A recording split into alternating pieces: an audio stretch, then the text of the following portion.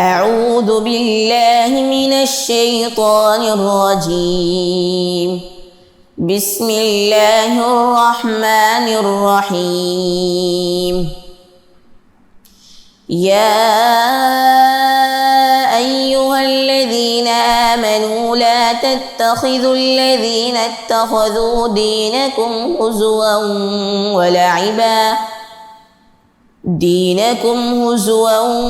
ولعبا من الذين أوتوا الكتاب من قبلكم والكفار أولياء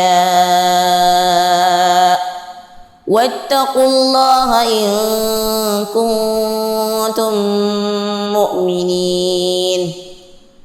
وإذا ناديتم إلى الصلاة اتخذوها هزوا ولعبا ذلك بأنهم قوم لا يعقلون. قل يا أهل الكتاب هل تنقمون منا إلا أن آمنا بالله وما أنزل إلينا وما أنزل من قبل وأن أكثركم فاسقون.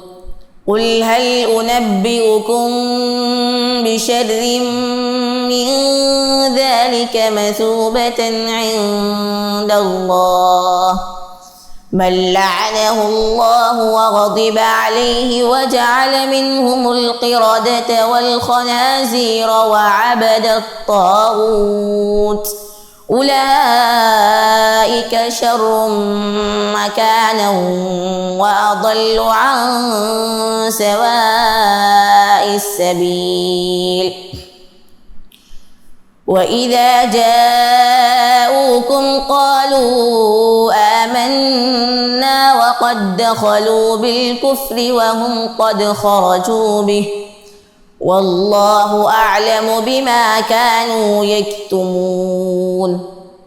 وترى كثيرا منهم يسارعون في الإثم والعدوان وأكلهم السحت لبئس ما كانوا يعملون. لولا ينهاهم الربانيون والأحبار عن قولهم الإثم وأكلهم السحت لبئس ما كانوا يصنعون.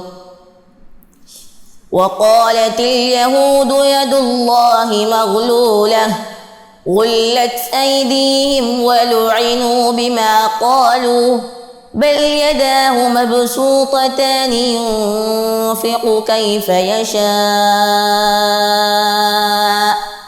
وليزيدن كثيرا منهم ما أنزل إليك من ربك طغيانا وكفرا وألقينا بينهم العداوة والبغضاء إلى يوم القيامة كلما أوقدوا نارا للحرب أطفاها الله ويسعون في الأرض فسادا والله لا يحب المفسدين.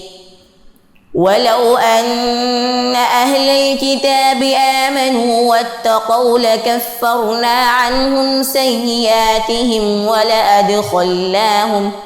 ولأدخلناهم جنات النعيم. ولو أنهم أقاموا التوراة والإنجيل وما أنزل إليهم من ربهم لأكلوا من فوقهم ومن تحت أرجلهم منهم أمة مقتصدة وكثير منهم ساء ما يعملون. صدق الله العظيم.